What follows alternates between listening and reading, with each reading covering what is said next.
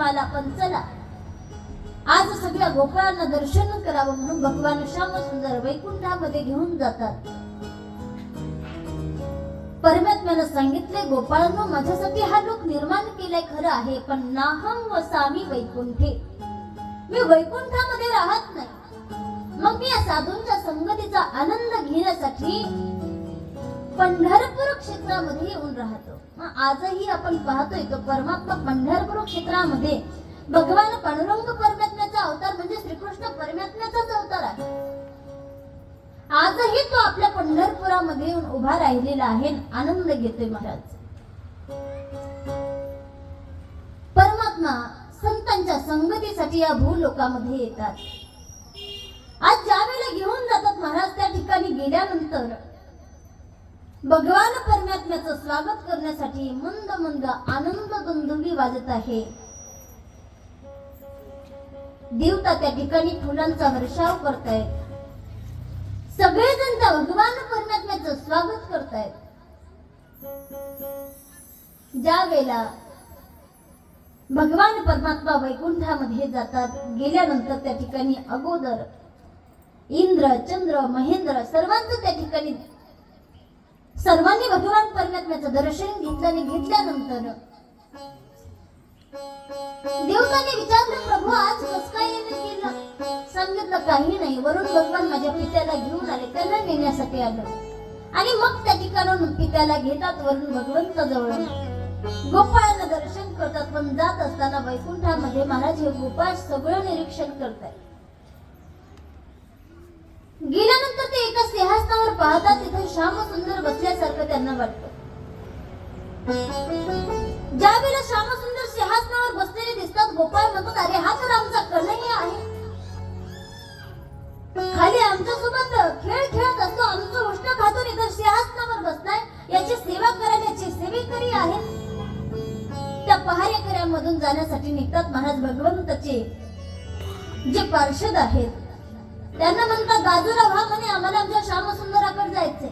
बसला म्हणे सिंहासनावर. महाराज पार्षद आलवतात, म्हणतात, कोण आहात? तुम्हाला जाता येणार नाही. भगवंताकडे डायरेक्ट जाता येत नाही म्हणे, परवानगी घ्यावी लागते, अगोदर परमिशन काढावी लागते, मग परमात्म्याला भेटता येतं. आज गोपाळ म्हणतात, बाबा या वैकुंठामध्ये त्या परमात्म्याला भेटण्यासाठी जर आम्हाला कुणाची परवानगी घ्यावी लागत असेल, त्या परमात्म्याचं दर्शन जर आम्हाला करता येत नसेल, परमात्म्यासोबत बोलता येत नसेल, तर नको आम्हाला हा वैकुंठ. आम्हाला आमचं वृंदावन क्षेत्र चांगलं आहे, आमची ब्रजभूमी चांगली आहे, ज्या ठिकाणी तो श्यामसुंदर आमच्या सोबत खेळतो, आमचं उष्ट खातो, आमच्या सोबत बोलतो, आमच्या सोबत गाया चालतो, तो परमात्मा आमचा ब्रज क्षेत्रामध्ये असताना कुठलाही अभिमान धारण करून राहत नाही. आम्हाला आमचा कृष्णच पाहिजे, आम्हाला आमची ब्रजभूमी पाहिजे. भगवान श्यामसुंदरला म्हणतात, कन्हैया नको आम्हाला तुझा वैकुंठ, आम्हाला आमच्या ब्रजभूमीमध्ये घेऊन जा. आणि मग परमात्मा समस्त गोपाळांना घेऊन ब्रजभूमीमध्ये येतात.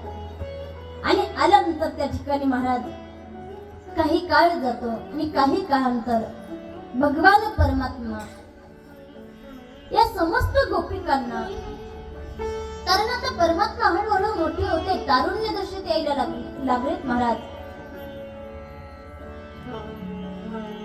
म्हणतात ना, जैशी वर्षा काळी लावण्याची लव्हाळी, ज्याप्रमाणे महाराज वर्षा ऋतूमध्ये पाऊस पडायला लागला की आपल्या झाडांना हिरवीगार पालवी फुटायला लागते, त्यावेळेला झाडं किती सुंदर दिसतात महाराज, किती रमणीय वातावरण दिसतं.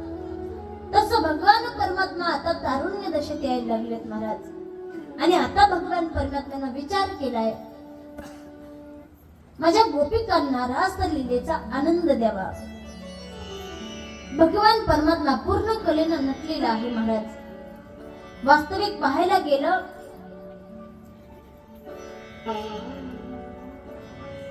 तर शरद पौर्णिमेच्या रात्री हा जो चंद्र आहे, या चंद्रामधून माऊलींनी वर्णन केलंय, शारदीयेची चंद्रकळे माझी अमृत कण कोवळे, ते विचिती मने मवाळे चकोरत लागे. शारदीयेची चंद्रकळे माझी अमृत कण कोवळे, कोवळे कोवळे अमृत कण चंद्र या पृथ्वीवरती सोडत असतो. म्हणून पहा, शरद आपण दूध चंद्राच्या खाली ठेवतो आणि दूध आटवतो, बरोबर की नाही? आणि मग ते प्राशन करतो, किंवा काही जरी बनवलं ते चंद्राला दाखवतो आणि मग प्राशन करतो का? तर हा जो चंद्र आहे छोटे छोटे अमृत कण या भूमीवरती सोडत असतो, या भूतलावर सोडत असतो. आणि गोपी हा भाव आहे तो प्रत्येकाला प्राप्त होतो, पुरुषालाही प्राप्त होतो आणि स्त्रीला देखील प्राप्त होतो महाराज. आणि म्हणून त्या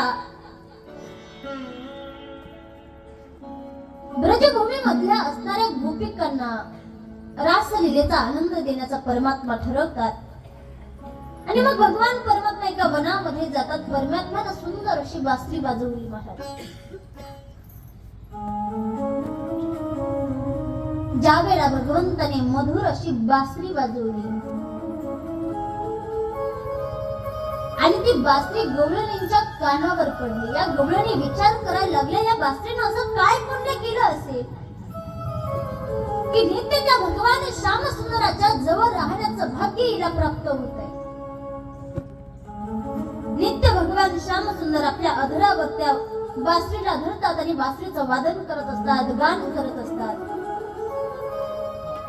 काय या बासरीचं भाग्य असेल? साधारण काष्टाच्या लाकडाच्या जातीमध्ये आलेली ही बासरी आहे महाराज. पण भगवान श्याम सुंदर तरीही तिला नित्य सोबत ठेवतात. का ठेवतात? ती बासरी तुम्हा आम्हाला सगळ्यांना सांगू इच्छिते महाराज की भगवान परमात्म्याजवळ राहण्याचं भाग्य मला प्राप्त झालं. याचं कारण आहे मी अंतःकरणातून पूर्णतः मोकळी झाली. बासरी जर तुम्ही घेतली महाराज, फक्त साईडचं दिसतं, आतमध्ये ती पूर्णतः मोकळी आहे. बासरीला 9 द्वार आहेत महाराज.